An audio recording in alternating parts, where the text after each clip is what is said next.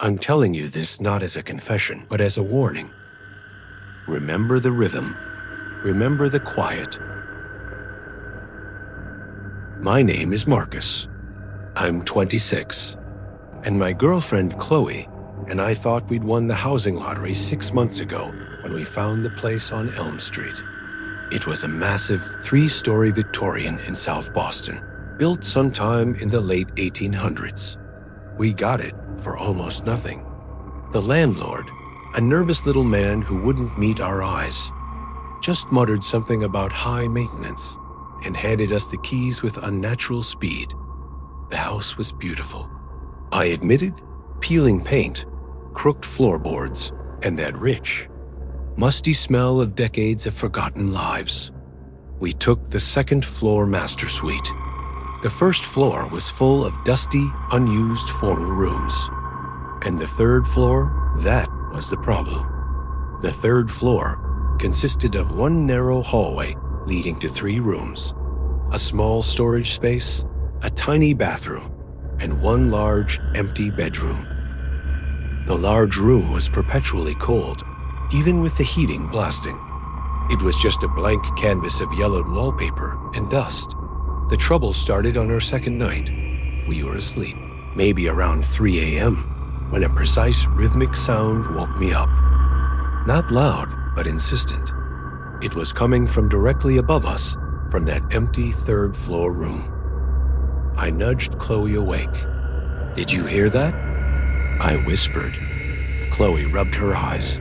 "Hear what, Marcus? The wind?" she asked, groggy. "No, listen," I insisted. "It sounds like someone tapping a pen on a desk," Chloe said, sitting up suddenly. "Or maybe a metronome." I told her that was ridiculous. The house was empty, and the room had nothing but dust. We convinced ourselves it was the heating system or old pipes expanding. The next day, I went upstairs. I tried the knob on the empty room. It was locked. I rattled it hard. Nothing. The click stopped instantly. When I got back downstairs, Chloe was standing in the living room. "Did you find it?" she asked me. "No, but the noise stopped when I tried the door," I replied. "It's probably just a draft moving something." "It sounded like it was right next to the bed," she said, frowning. "It sounded like someone was waiting for us to wake up." The sound returned every night, always around 3 a.m. The rhythmic, canoying sounds coming from the empty room were always the same. We started a routine. The moment we heard the noise, one of us would grab the flashlight, run upstairs, and rattle the knob. The sound would instantly stop. We expected to find a vagrant, a squirrel, anything. We found nothing. The cold room remained pristine and untouched. We even started making bets. "Tonight, I bet it's a loose floorboard creaking," I told Chloe one night, trying to sound jovial. "I bet it's an old clock someone left behind," Chloe said, trying to match my light tone. "A wind-up one that needs oil." We were predicting mundane things. We were expecting a normal solution. That was our first mistake. The sound changed on the 10th night. The rhythmic sound was still there, but now it was a soft, almost imperceptible scraping sound. Chloe bolted upright. "That's not a pipe, Marcus. That's something moving. It's digging," she whispered, her voice tight with fear. I grabbed the flashlight. "I'm calling the landlord tomorrow," I said firmly. "But tonight, we check." We walked up the stairs together. That scraping sound was louder now, filling the entire third-floor hallway. It was coming right from behind the locked door. "Get ready to scream," I warned Chloe, putting my hand on the doorknob. I twisted the knob and rattled it hard. The sound stopped immediately. Complete, deafening silence. "See?" I told her, trying to sound relieved. "It's a rodent. It doesn't like noise." We walked back downstairs. But just as we reached the second-floor landing, we heard it again. Not the rhythmic sound. This time, It was a slow, deliberate, single click, followed by a pause, then a slow, deliberate, single scrape. It wasn't fast anymore. It was learning our pace. I told Chloe we had to leave the house for the night. We drove to a diner and spent 4 hours drinking bad coffee and arguing. I insisted it was a squatter. Chloe insisted it was a demon playing tricks. It knows when we move, Chloe said, staring into her coffee cup. It knows our routine. It stopped when you touched the door. It started again when you left. So what are you suggesting? I asked her, tired and agitated. That the house is alive? No, Chloe replied, her eyes wide.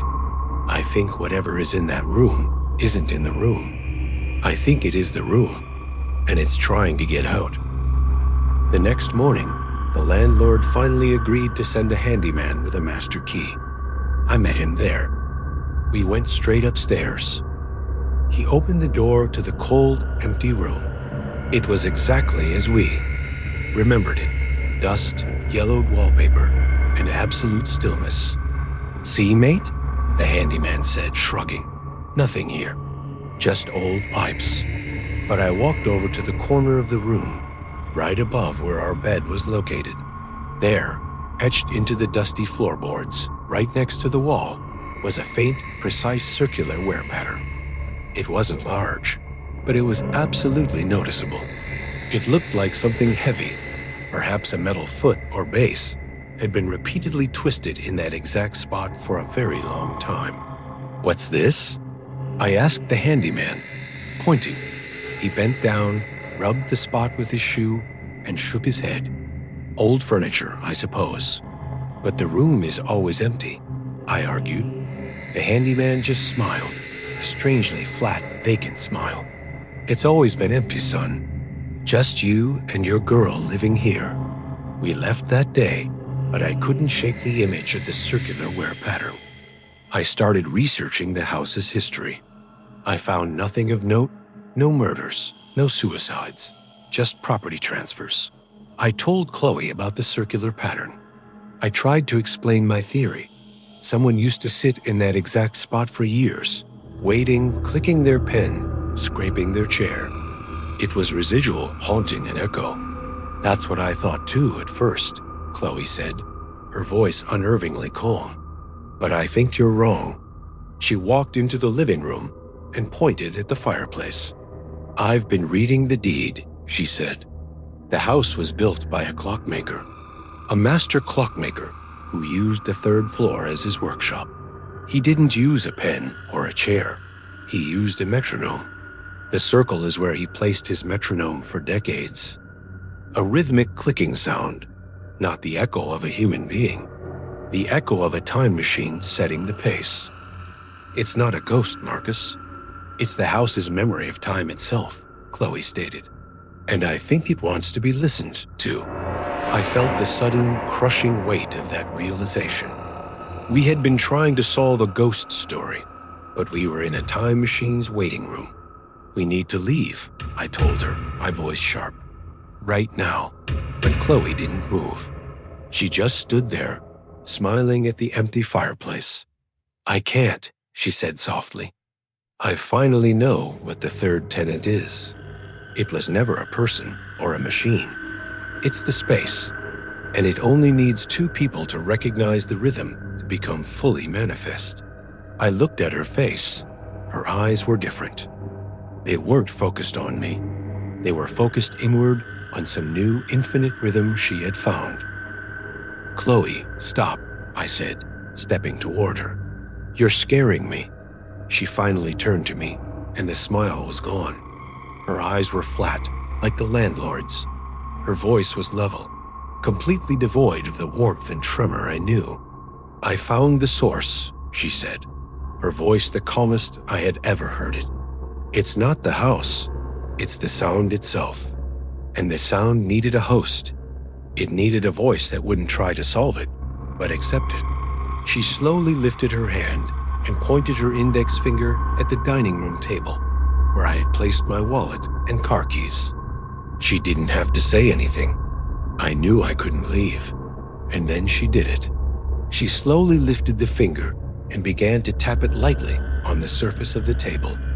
The rhythmic sound was no longer coming from the third floor.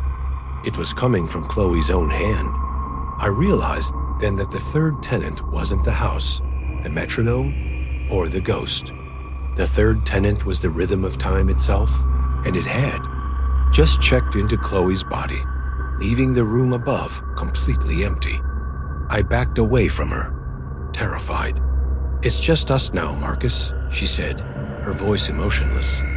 "Just the two tenants, and the one who keeps time." I didn't call the police. I grabbed my phone and ran down the stairs, but I couldn't leave the house.